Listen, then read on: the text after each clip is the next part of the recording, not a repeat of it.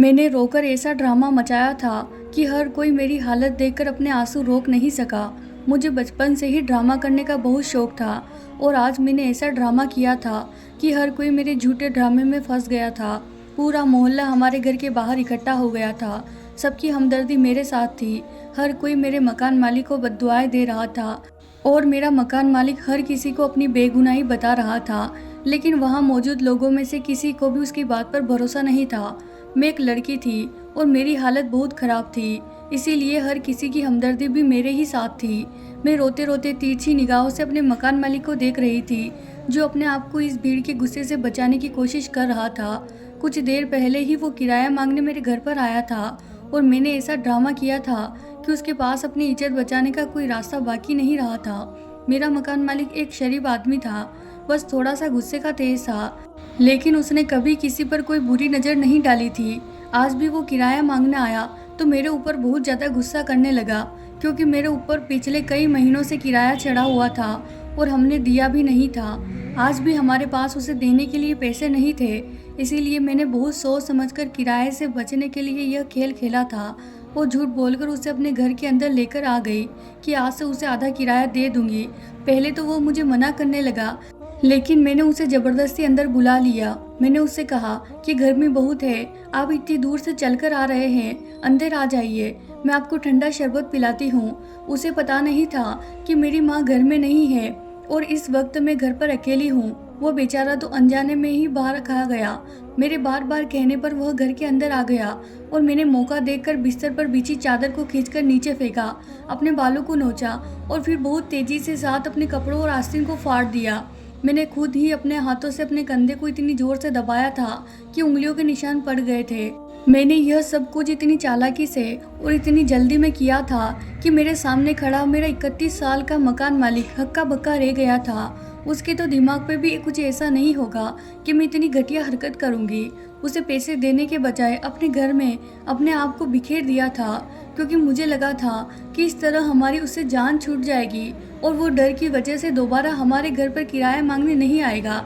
इस तरीके से हमारा सारा किराया माफ़ हो जाएगा। मेरी इस हरकत से वो इतना ज़्यादा डर गया था और हैरानी से मुझसे पूछ रहा था कि ये तुम क्या कर रही हो। इससे पहले वो मेरी इस हरकत को और मेरी सोच को समझ पाता, मैंने इसे हंगामा मचाया था कि उसे कुछ समझने और भागने का मौका भी नहीं मिला। ये एक छोटा सा मोहल्ला था और यहाँ पर सबके घर एक दूसरे से मिले हुए थे। मेरी हल्की सी चीख पर भी सब लोग, पड़ोस वाले सब लोग घर के बाहर इकट्ठा हो गए। मकान मालिक बहुत गुस्से से मुझे घूर रहा था। उसके चेहरे का रंग उड़ा हुआ था।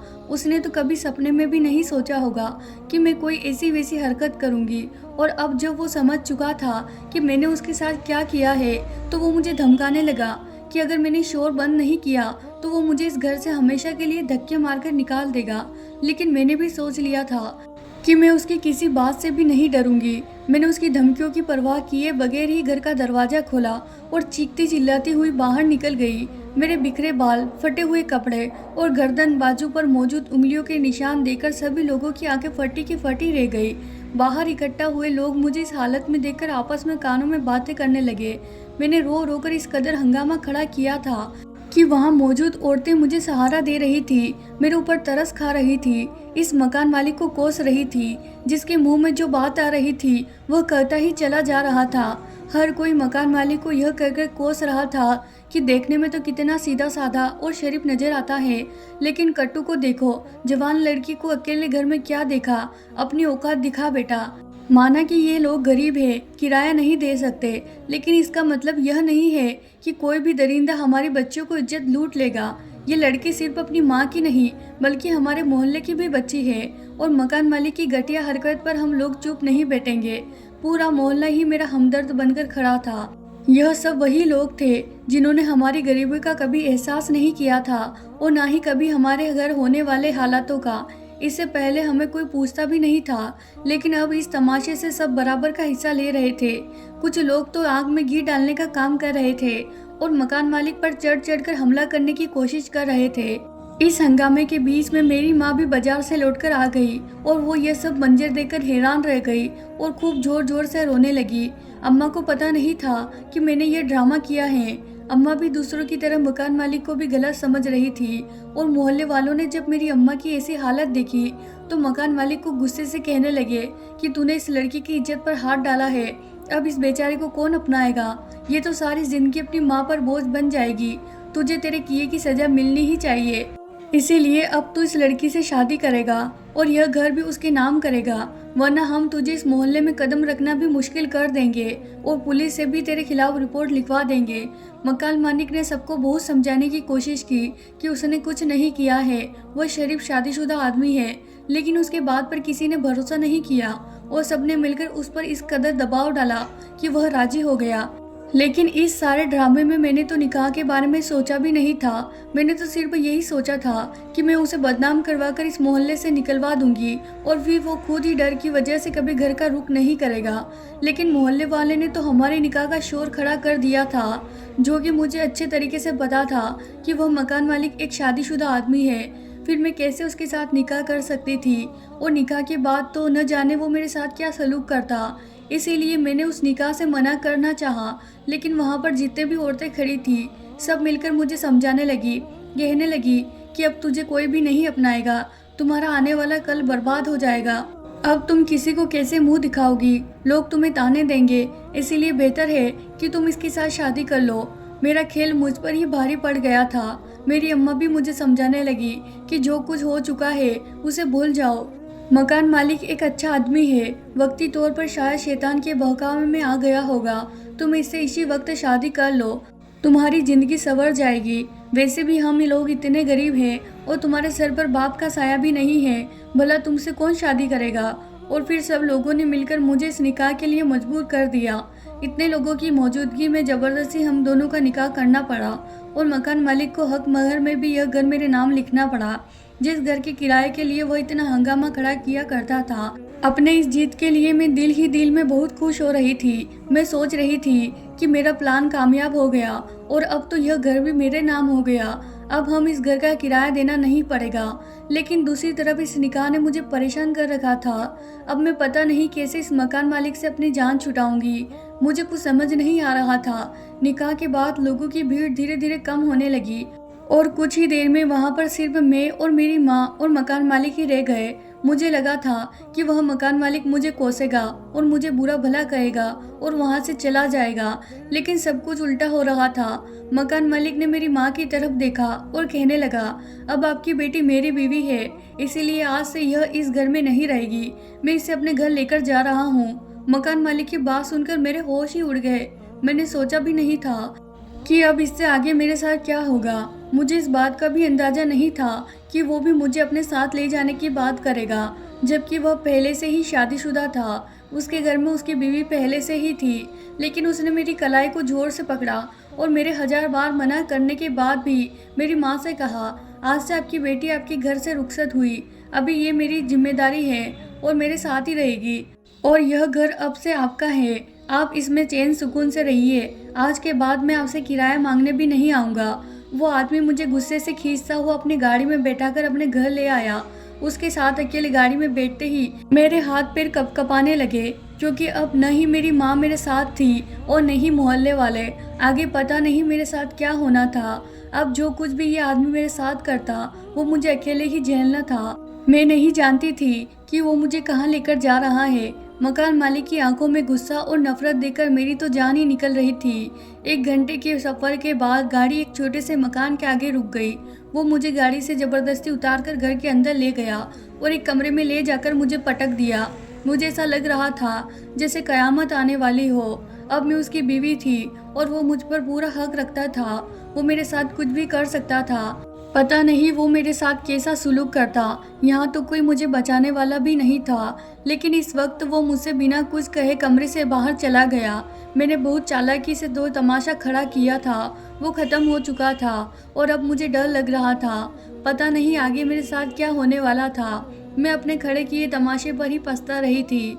यही सब बातें सोचकर मैं रोने लगी। अभी मुझे रोते रोते थोड़ी देर ही हुई थी कि कमरे का दरवाज़ा खुला और एक बहुत खूबसूरत जवान लड़की मेरे कमरे में आ गई। वो इतनी खूबसूरत और गोरी थी, मैं उसे तो देखती रह गई। मैं पहली नज़र में ही पहचान गई थी कि वो मेरे मकान मालिक की पहली बीवी है। उसे देखते ही फौरन मेरे दिमाग में यह बात आई, जिस आदमी की पहली बीवी इतनी खूबसूरत और हसीन हो, वो मुझ जैसी लड़की पर क्यों नज़र डालेगा। जैसे जैसे वो लड़की मेरे करीब आने लगी, मेरे होश उड़ने लगे। मुझे डर लग रहा था कि पता नहीं वो मेरे साथ क्या सुलूक करेगी, क्योंकि कोई भी औरत अपने शौहर को कोई दूसरी औरत के साथ नहीं देख सकती। और जिस तरह आज हमारा निकाह हुआ था, उसके बाद तो मुझे इस लड़की से कभी अच्छाई की उम्मीद नहीं थी। शायद उसके शौहर ने मेरी सच्चाई उसे बता दी हो, शायद वो जानती हो कि मैंने किस तरह उसके शौहर पर झूठा इल्ज़ाम लगाकर उसे फंसाया है और पूरे मोहल्ले के सामने उसे बेइज्जत किया है। अब शायद वो मुझसे सबका बदला जरूर लेगी। अगर सच में उसे यह सब कुछ पता होगा तो वो मेरे साथ क्या कर बैठेगी। वो मुझे बहुत घूर घूर कर देख रही थी। ऐसा लग रहा था जैसे वह मुझ में कुछ तलाश कर रही हो।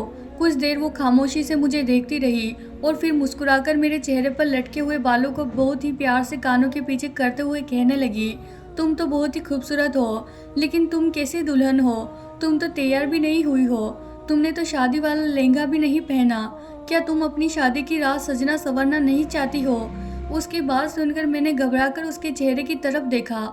उसके बात करने में न ही कोई चुभन थी और न ही कोई ताना, बल्कि उसके चेहरे पर तो हल्की हल्की मुस्कुराहट थी। उसकी यही मुस्कुराहट मुझे बहुत ज्यादा हैरान कर रही थी। उसकी नज़र मेरी खाली गलाइयों पर पड़ी तो उसने झट से अपने हाथों से अपने कंगन उतारे और मेरे हाथों में पहना दिए। बहुत ज्यादा हैरत से इस सारे मंजर को देख रही थी कि मैं उसकी सौतन थी और वो कैसे मेरे साथ ऐसे मोहब्बत से बातें कर रही थी, और वो भी इस तरह के निकाह पर। लेकिन वो तो बहुत ही मोहब्बत से बात कर रही थी। थोड़ी देर वो मेरे पास बैठी रही और मुझसे बातें करती रही। उसकी बातों में मोहब्बत की चाशनी घुली हुई थी। उसने मुझसे कोई भी ऐसी बात नहीं की थी जिससे मुझे ऐसा लगे कि वो मुझसे नफरत करती है। ना ही कोई दुश्मनी की बात की थी, बल्कि वह तो बराबर मुस्कुराती ही चली जा रही थी। उसकी मोहब्बत भरी बातों ने मुझे कुछ हौसला दिया था और मैंने डरते डरते उससे कहा कि मुझे अयान से बहुत डर लग रहा है। पता नहीं वो मेरे साथ कैसा सुलूक करेंगे। जाने अनजाने में मुझसे जो खता हुई है, मैं जानती हूँ वो बहुत बड़ी गलती है, लेकिन गरीबी ने मुझे गलत कदम उठाने पर मजबूर किया था। उस लड़की से अपने किरदार की सफाई पेश करने लगी। मेरी बात सुनकर वो कहने लगी कि तुम फिक्र मत करो, अयान बहुत अच्छा आदमी है, वो तुम्हें कुछ भी नहीं करेंगे। और फिर वो उठकर कमरे से बाहर चली गई और कुछ ही देर बाद लौटकर आई तो उसके हाथ में दूध का गिलास मौजूद था। उसने जबरदस्ती वो दूध का गिलास मेरे हाथों में पकड़ाया और मुझसे कहने लगी, यह दूध पी लो और तुम देखना, अयान तुम पर बिल्कुल भी गुस्सा नहीं करेंगे। वो दूध का गिलास मुझे थमाकर फिर कमरे से बाहर चली गई। मुझे भी भूख लग रही थी, क्योंकि सारे ड्रामे की वजह से मैं दोपहर का खाना खाना ही भूल गई थी। और उसके बाद निकाह का चक्कर और इस घर के आने तक रात हो गई थी। इसीलिए मैंने भी वह दूध का गिलास पूरा खत्म कर दिया और कमरे में यहाँ वहाँ नजर दौड़ाने लगी। कुछ ही देर गुजरी थी कि कमरे का दरवाजा दोबारा से खुला और यह देखकर मेरे पैरों तले से जमीन निकल गई कि मेरी सौतन दूल्हा बने कमरे के अंदर आ रही थी और उसने कमरे के दरवाजे पर अंदर से कुंडी लगा दी थी। उसकी इस हरकत पर मैं बहुत ज़्यादा घबरा गई थी। पता नहीं वो किसकी शादी की शेरवानी पहनकर आई थी, जो उसके साइज में बहुत बड़ी आ रही थी, और सर पर भी उसने एक बड़ा सा पगड़ी पहना हुआ था, जो शादी वाले दिन दूल्हा पहनता है। मुझे समझ नहीं आ रहा था कि अभी कुछ देर पहले मेरी सौतन बिल्कुल ठीक थी और मुझसे बातें कर रही थी। अचानक इसको क्या हो गया? वो क्यों दूल्हे के कपड़े पहनकर मेरे पास आई है और उसने दरवाजे में अंदर से कुंडी क्यों लगाई है? वो आहिस्ता आहिस्ता मेरे बिस्तर पर आकर बैठ गई और अपने हाथ में पकड़ी एक छोटी सी मखमली डिब्बी खोलकर मेरे सामने रख दी, जिसमें खूबसूरत सी सोने की चेन चमक रही थी। वो मोहब्बत से मुस्कुराती हुई कहने लगी कि तुम्हारी मुंह दिखाई का तोहफा है मेरी तरफ से। तुम मेरी दुल्हन हो और तुम बहुत ही अच्छी हो। उसकी बात सुनकर तो मेरी जान ही निकल गई थी। मैं उसकी दुल्हन कैसे हो सकती थी? वो तो खुद ही एक लड़की थी। पता नहीं क्यों वैसी बहकी बहकी बातें कर रही थी। डरकर अपने बिस्तर से उठकर खड़ी हुई। मैंने उसे गुस्से से कहा कि लगता है तुम्हारा दिमाग खराब हो गया है, तुम कैसी बहकी बहकी बातें कर रही हो। उसने मुझे हाथ से पकड़ा और जबरदस्ती दोबारा बिस्तर पर बैठा कर कहने लगी, मैंने कहा ना तुम मेरी दुल्हन हो, अब तुम यहाँ से कहीं नहीं जाओगी। मैं तुम्हारा बहुत ध्यान रखूंगी, तुम्हें बहुत प्यार करूंगी, लेकिन तुम मुझे छोड़कर कहीं भी मत जाना। मैं हक्का बक्का होकर उसकी बात सुन रही थी। मेरा बस नहीं चल रहा था कि मैं किसी भी तरह इस कमरे से निकलकर बाहर भाग जाऊं, लेकिन वो लड़की तो दुबली पतली होने के बावजूद भी मुझ पर अपना जोर दिखा रही थी। जब उसने मेरे चेहरे को छूने की कोशिश की तो मेरे मुंह से एक जोरदार चीख निकली और मैंने उसे धक्का देकर बाहर भागने की कोशिश की। जैसे तैसे मैं उसे छुड़ाकर दरवाजे के पास पहुंची और कुंडी खोली तो दरवाजा खोलते ही मुझे मकान मालिक अयान की शक्ल नजर आई। उसे देखते ही मैं बिना कुछ सोचे समझे उसके गले लगकर रोने लगी। सच तो यह था कि मैं अपनी सौतन की इस हरकत पर बहुत ज़्यादा डर गई थी। पहले तो अयान मुझे गुस्से से देखने लगे और फिर जब उसकी नज़र कमरे में बिस्तर पर बैठी अपनी बीवी पर पड़ी तो वह कमरे में चले गए और अपनी बीवी से पूछने लगे, सुपिया तुम यहाँ क्या कर रही हो? अयान को देखकर सुपिया कहने लगी कि मैं तो दुल्हा बनी थी और यह गुड़िया मेरी दुल्हन है। हम दोनों की शादी हुई है। मैंने इसको मुंह दिखाई का तोहफा भी दिया है, पूछो इससे। लेकिन यह अच्छी दुल्हन नहीं है, इसने बहुत शोर मचाया है। अयान ने गहरी नज़र मुझ पर डाली और सूपिया को अपने गले से लगा लिया और कहने लगा, चलो सूपिया हम अपने कमरे में चलते हैं। मैं फटी फटी आंखों से इन दोनों मियाँ बीवी को देख रही थी। अयान ने भी उससे ज़्यादा सवाल जवाब नहीं किए थे और न ही घटिया हरकत पर उसे डांटा था। वो सूपिया को अपने साथ अपने कमरे में लेकर चले गए और मैं कमरे में अकेली बैठी रह गई। काफ़ी देर बाद अयान वापस मेरे कमरे में मेरे पास आए और मेरे सामने बैठ गए। फिर उन्होंने मुझे एक ऐसा सच बताया जिसे सुनकर मेरी रूह कांप उठी। अयान कहने लगे कि मेरी और सूफिया की शादी आज से 5 साल पहले हुई थी। हम दोनों ने पसंद की शादी की थी। सूफिया मेरी फूफी की बेटी है। इस शादी से हम दोनों बहुत ज़्यादा खुश थे, लेकिन शायद किस्मत को हमारी खुशी मंजूर नहीं थी। शादी के 4 महीने बाद ही सूफिया प्रेग्नेंट हो गई थी। हम बहुत ज़्यादा खुश थे। हम माँ बाबा बनने वाले थे, लेकिन कुछ महीने बाद ही अचानक से हमारा बच्चा ख़त्म हो गया और सूफिया से यह दुख बर्दाश्त नहीं हुआ। मैंने बहुत ही मुश्किल से उसे संभाला और समझाया कि औलाद तो खुदा की देन होती है। अगर चली गई तो क्या हुआ, ऊपर वाला हमें दोबारा औलाद की खुशी नसीब करेगा। मेरे समझाने से धीरे धीरे सूफिया वापस जिंदगी की तरफ आ गई। इस बात को 7 महीने ही हुए थे कि सूफिया दोबारा से प्रेग्नेंट हो गई। इस बार हम लोगों ने बहुत एहतियात की। मैंने सूफिया को अपने सर आंखों पर बिठा कर रखा, लेकिन किस्मत को शायद हमारा माँ बाप बनना मंजूर नहीं था। इस बार भी कुछ ही महीनों में हमारा बच्चा फिर से ख़त्म हो गया। दूसरी बार भी ऐसा ही होने पर सूफिया पूरी तरह टूट गई। मैं बहुत मुश्किल से उसे संभाल रहा। उसने जीना ही छोड़ दिया था। बहुत महीनों बाद जब वह दोबारा से ठीक हुई तो खुदा ने हमारी झोली में खुशियाँ फिर से भर दी। इस बार जब सूफिया प्रेग्नेंट हुई तो वह सारा दिन खोई हुई बैठी रहती, अपनी जगह से हिलती डुलती भी नहीं। उसे डर लगता था कि कहीं हमारे बच्चे को कुछ न हो, लेकिन कहते हैं ना कि नसीब के आगे किसकी चलती है। हमारे साथ भी ऐसा ही हुआ। इस बार सूफिया ने एक सेहतमंद बच्चे को जन्म दे दिया, लेकिन वो बच्चा 2 हफ्ते से ज़्यादा हमारे घर में नहीं रह सका और उसका इंतकाल हो गया। उसकी मौत ने सूफिया को इस कदर तोड़कर रख दिया कि उसकी दिमागी हालत ख़राब हो गई और वो पूरी तरह से पागल हो गई। कभी वो छोटे बच्चों की तरह खेलना कूदना शुरू कर देती तो कभी दुल्हन बनकर बैठ जाती, कभी खुद को दूल्हे की तरह तैयार करके दूल्हा बन जाती तो कभी पागलों की तरह चीखने चिल्लाने लगती। पहले मेरे पास पैसों की कोई कमी नहीं थी। मेरे पास अपनी बहुत ज़्यादा ज़मीन और जायदाद थी, लेकिन आहिस्ता आहिस्ता सूफिया के इलाज के पीछे सब कुछ ख़त्म होता चला गया और मेरे पास कुछ भी नहीं बचा। अब इस हालत में सूफिया को अकेला नहीं छोड़ना चाहता था, इसीलिए मैंने अपने कारोबार से अपना ध्यान हटा लिया और अपने सारा ध्यान और वक्त सूफिया को देने लगा और फिर सब कुछ बर्बाद होता चला गया। अब बात यहाँ तक आ गई कि मेरा सब कुछ बिक गया। एक वही घर बच गया था जिसमें तुम और तुम्हारी माँ किराए पर रहते थे। मजबूरन मुझे किराए के लिए तुम लोगों को मजबूर करना पड़ता था, क्योंकि साइकेट्रिस्ट ने कहा था सूफिया के इलाज पर बहुत ज़्यादा पैसा खर्च होगा और मेरे पास इतने पैसे नहीं थे। इसीलिए न चाहते हुए भी मैं बार बार तुम लोगों के दरवाजे पर किराया मांगने आता। मेरे हालात ने कुछ इतना ज़्यादा चिड़चिड़ा बना दिया था कि मैं कुछ बिना सोचे समझे तुम लोगों पर चीखता चिल्लाता और गुस्सा करता रहता। मैं जानता था कि यह सब कुछ गलत है, लेकिन मैं बहुत ज़्यादा ज़हनी दवाई का शिकार था और मेरी फ्रस्ट्रेशन तुम लोगों पर निकल रही थी। अपनी जान से ज़्यादा प्यारी बीवी का इस तरह पागल होना और एक के बाद एक 3 बच्चों को खो देना मेरे लिए भी बहुत बड़ा सदमा था। फ़र्क सिर्फ इतना था कि सूफिया अपने आप को नहीं संभाल सकी और दिमागी बीमारी हो गई, लेकिन मैं खुद को संभाल लिया। मैं दिन रात सूफिया के इलाज के लिए परेशान रहता। अब मेरा कारोबार भी बिल्कुल ख़त्म हो गया था, सब कुछ बिखर गया था। मुझे समझ में नहीं आता कि मैं क्या करूं। आज जा रहा था, डॉक्टर के पास अपॉइंटमेंट था और मेरे पास पैसे नहीं थे, इसीलिए मैं आज तुम्हारे घर आया था। सोचा कि तुमसे किराए के पैसे लेकर सुफिया को डॉक्टर के पास लेकर जाऊंगा, लेकिन जो कुछ तुमने किया उसके बाद तो मैं खुद से नज़र मिलाने के काबिल भी नहीं रहा।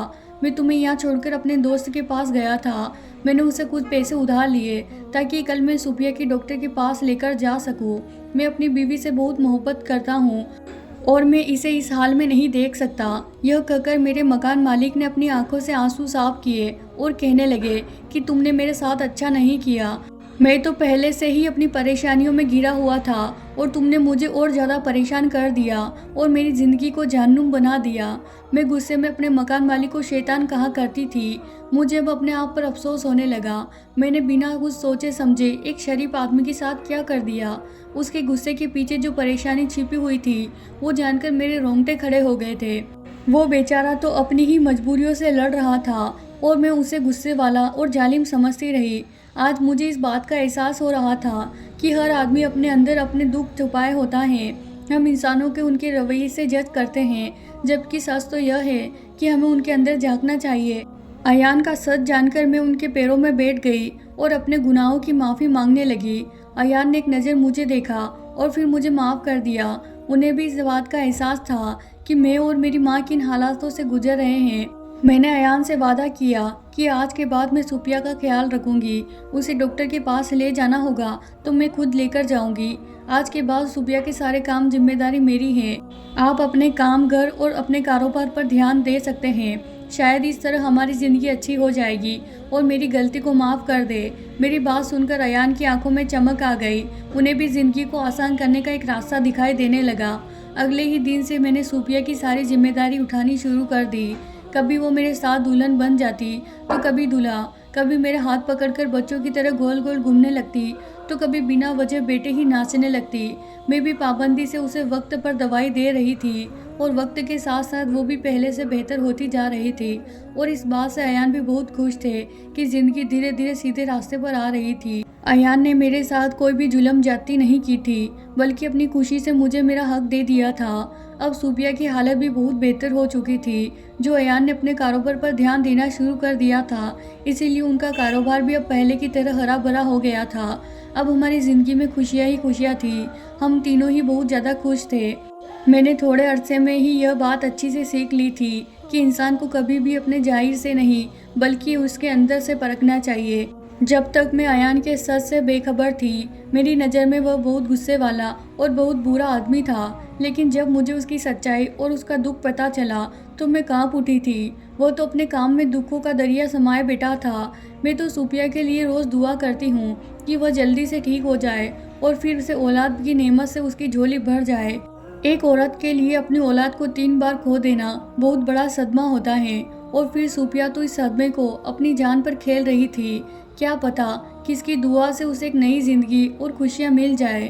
तो प्यारे दोस्तों, आपको कहानी पसंद आई हो तो वीडियो को लाइक और कमेंट करके ज़रूर बताएं। चैनल को सब्सक्राइब करना न भूलें। धन्यवाद दोस्तों।